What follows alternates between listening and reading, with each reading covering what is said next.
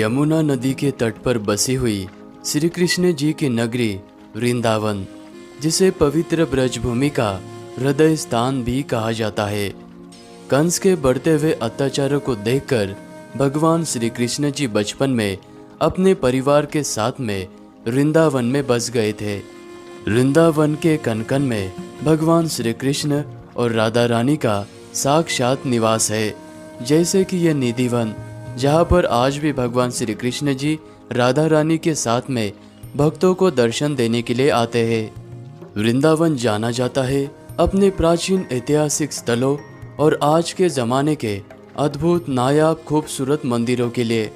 जैसे कि वृंदावन का ये भव्य मंदिर के वास्तुओं को 500 किलो सोने का प्रयोग करके बनाया गया है। वृंदावन के बिना मथुरा की पहचान अधूरी है। आज के इस यात्रा में हम आपको भगवान श्री कृष्ण जी के लीला स्थली वृंदावन धाम का संपूर्ण यात्रा कराने वाले हैं। वृंदावन धाम की यात्रा में आप अपने पहले दिन की शुरुआत श्री ठाकुर बाके बिहारी जी का दर्शन करके शुरू कर सकते हैं।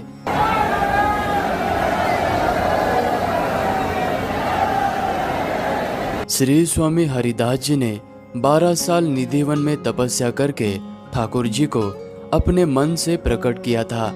इसलिए इस मंदिर के गर्भगृह में आपको राधा और कृष्ण के मिलित अवतार में श्री ठाकुर बाके बिहारी जी के दर्शन होते हैं। बाके बिहारी जी के मंदिर से मात्र 5 मिनट के दूरी पर पहाड़ी के टीले पर बना हुआ यह वृंदावन का सबसे प्राचीन और सबसे पहले बना हुआ मदन मोहन मंदिर। इस जगह पर मंदिर बनने से पहले गोस्वामी महाराज जी नन्हे से मदन मोहन जी के साथ में अपने कुटिया में रहकर उनकी सेवा करते थे और पूरे दिन भर भजन किया करते थे। रामदास खत्री नामक व्यापारी की नाव यमुना नदी के तट पर फंस चुकी थी। तब उन्होंने 5 साल के नन्हे से मदन मोहन जी को प्रार्थना करके अपनी नाव बाहर निकाली। मदन मोहन जी के लीला से प्रसन्न होकर और अपने व्यापार के मुनाफे से उन्होंने इस मंदिर का निर्माण करवाया था। और इस मंदिर के गर्भगृह में वर्तमान में मदन मोहन, ललिता सखी, चैतन्य महाप्रभु, नित्यानंद जी विराजमान है। वृंदावन की कुंज गलियों से चलते हुए अभी हम राधा वल्लभ लाल जी के मंदिर में पहुंच चुके हैं। और इस मंदिर का निर्माण श्री हित हरिवंश महाप्रभु जी ने आज से 500 साल पहले करवाया था।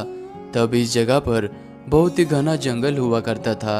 और जब हम मंदिर के भीतर पहुंचे तो यहाँ पर हमें आरती में शामिल होने का मौका मिला।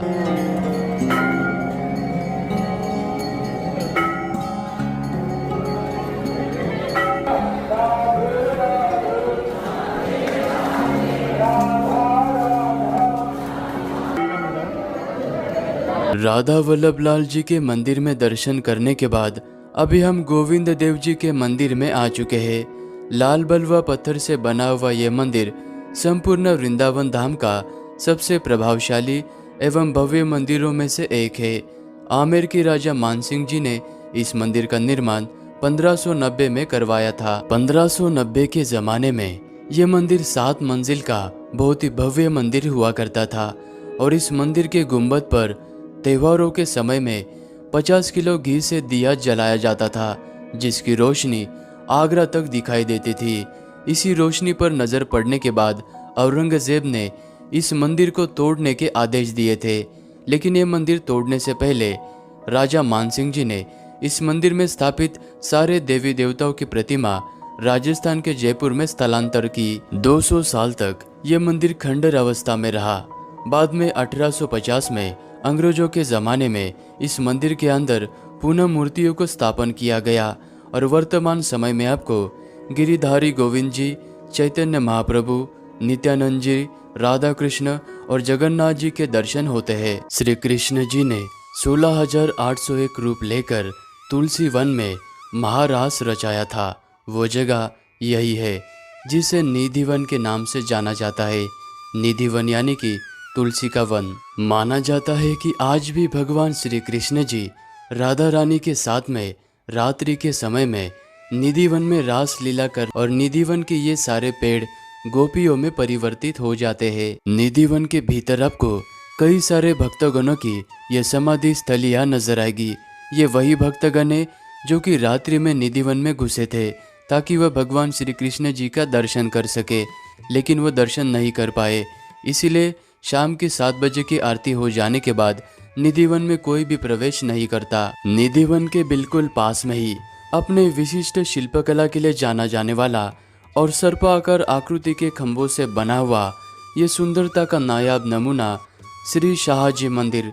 इस मंदिर का निर्माण चैतन्य महाप्रभु के परम भक्त लखनऊ के सेठ कुंदलाल शाहजी ने इस मंदिर का निर्माण 1835 में करवाया था। सफेद मकराना पत्थर से बने हुए इस मंदिर के गर्भगृह में श्री ठाकुर राधा रमन जी विराजमान है। वृंदावन में दोपहर के समय में सभी मंदिरों के दर्शन बंद हो जाते हैं। तब आप उस समय में श्री कृष्ण जी की लीला स्थलियों में से एक स्थली यानी कि इस केसी घाट पर आ सकते हैं। यमुना नदी के इसी केसी घाट पर नन्हे से बाल कृष्ण जी ने केसी नामक दैत्य का वध किया था और यहाँ पर शाम को यमुना मैया की आरती होती है, तो आप उस आरती में भी शामिल होने आ सकते हैं। अभी हम वृंदावन धाम के सबसे बड़े रंगनाथ जी के मंदिर में आ चुके हैं। इस मंदिर का निर्माण 1845 में लक्ष्मी चंद्र जैन जी के द्वारा पुत्र प्राप्ति के खुशी में निर्माण कराया था। रंगनाथ जी के मंदिर में जाने के लिए 7 बड़े भव्य प्रवेश द्वार है और इस लक्ष्मी प्रवेश द्वार से अंदर जाने के बाद सबसे पहले आपको रंग बिहारी जी और गर्भगृह के सामने ये सुंदर नक्काशीदार आपको मंडप भी नजर आएगा। रंगनाथ जी के मुख्य गर्भगृह में जाने से पहले इस मंडप के बाहर आपको 490 किलो का ये सोने का स्तंभ नजर आएगा और इस मंडप में खड़े होकर आपको बहुत ही दूर से भगवान जी के दर्शन करने होते हैं। मंदिर के मुख्य गर्भगृह के पास में आपको ये भगवान जी का बहुत ही खूबसूरत शीश महल भी देखने को मिलता है।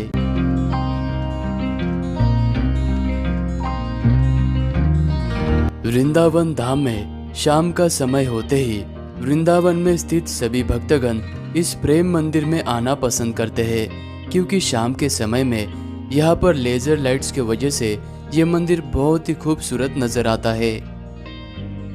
श्री कृष्ण जी के परम भक्त जगत गुरु कृपालुदास महाराज जी ने इस प्रेम मंदिर का निर्माण कराया था। इटालियन मार्बल से बना हुआ ये मंदिर 150 करोड़ के लागत से बना हुआ है और इस मंदिर में आपको श्री कृष्ण जी की झांकियाँ, बहुत ही खूबसूरत उद्यान और मंदिर के अंदर राधा कृष्ण जी विराजमान है। और इस मंदिर में आप शाम के समय में ही आना। शाम को यह मंदिर 4 बजे से लेकर रात के 8 बजे तक भक्तों के लिए खुला रहता है। वृंदावन की यात्रा में मैंने अपने दूसरे दिन की शुरुआत शिव जी के इस गोपेश्वर महादेव के मंदिर से की। शिव जी ने महाराज देखने की लालसा से यमुना मैया के आशीर्वाद से गोपी का रूप धारण करके वो महाराज देखने के लिए चले गए थे। अगर आप वृंदावन आते हो और गोपेश्वर महादेव जी का दर्शन नहीं करते हो तो आपके वृंदावन की यात्रा अधूरी मानी जाएगी। तो यहाँ पर भी आप दर्शन जरूर करना। चंद्रोदय मंदिर से 1.5 किलोमीटर के दूरी पर यह बहुत ही खूबसूरत प्रियकांत जू मंदिर स्थित है। इस मंदिर को लोटस टेम्पल भी कहा जाता है, क्योंकि इस मंदिर की आकृति खिले हुए कमल की तरह है और इस मंदिर को देवकी नंदन महाराज जी ने बनवाया था। और इस मंदिर के गर्भगृह में बहुत ही प्यारे से राधे कृष्ण जी विराजमान है, तो यहाँ पर भी आप दर्शन जरूर करना। लोटस टेम्पल से मात्र 5 मिनट के दूरी पर वृंदावन धाम में स्थित आपको ये माँ वैष्णो देवी जी का मंदिर नजर आएगा और मंदिर के गेट से अंदर प्रवेश करते ही सीढ़ियों से चलते हुए सर्वप्रथम आपको माँ वैष्णो देवी जी के ये 141 फीट प्रतिमा के दर्शन होंगे और माँ वैष्णो देवी जी के पास में ही हाथ जोड़े हुए मुद्रा में हनुमान जी भी विराजमान हैं। माता वैष्णो देवी जी के प्रतिमा के ठीक नीचे बहुत ही खूबसूरत मंदिर बना हुआ है और इस मंदिर के गर्भगृह में आपको माता रानी के बहुत ही सुंदर दर्शन प्राप्त होते हैं।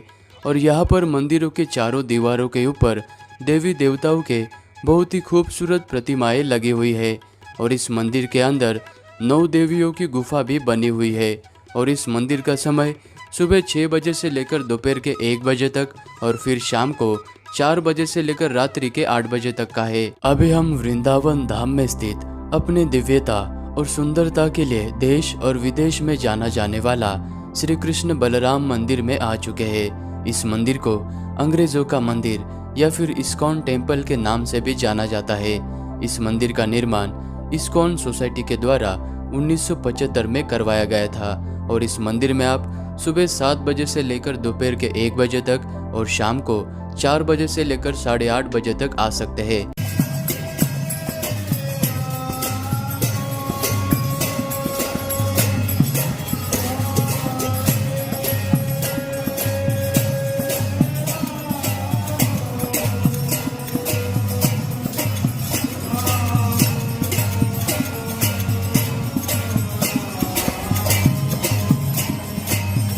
अगर आप वृंदावन की यात्रा में आते हो तो यहाँ के इस राधा रमन जी के मंदिर में दर्शन जरूर करना, क्योंकि यहाँ पर दर्शन करने के बाद श्री गोविंद देव जी, श्री गोपीनाथ जी और मदन मोहन जी के दर्शन करने का फल प्राप्त होता है। हरे राम राम राम हरे हरे। वृंदावन के पवित्र भूमि पर इस मंदिर को जयपुर मंदिर के नाम से जाना जाता है। राजस्थानी शैली में बना ये मंदिर जयपुर के महाराजा सवाई माधव सिंह जी ने अपने गुरु के प्रसन्नता में इस मंदिर का निर्माण कराया था। इस मंदिर के भीतर आते ही आपको ऐसा एहसास होगा कि मानो आप किसी राजा के राजमहल में आ चुके हैं। इस मंदिर का गर्भगृह बहुत ही विशाल है और यहाँ पर राधा माधव जी के साथ में ही अन्य देवी देवता विराजमान है। जयपुर मंदिर से मात्र 5 मिनट के दूरी पर ये पागल बाबा जी का मंदिर स्थित है। सफेद संगमरमर से बना हुआ ये मंदिर 1979 में महाकाली जी के परम भक्त संत लीलानंद जी ने बनवाया था। संत लीलानंद जी ठाकुर भक्ति में इतने लीन रहा करते थे तो लोग उन्हें इस कारण से पागल बाबा कहते थे। ये मंदिर 9 मंजिल का बना हुआ है और इसके हर मंजिल पर देवी देवता विराजमान है और यहाँ पर आपको बहुत ही अद्भुत झांकियाँ भी देखने को मिलती है। समय मिलने पर यहाँ पर भी आप जरूर आना।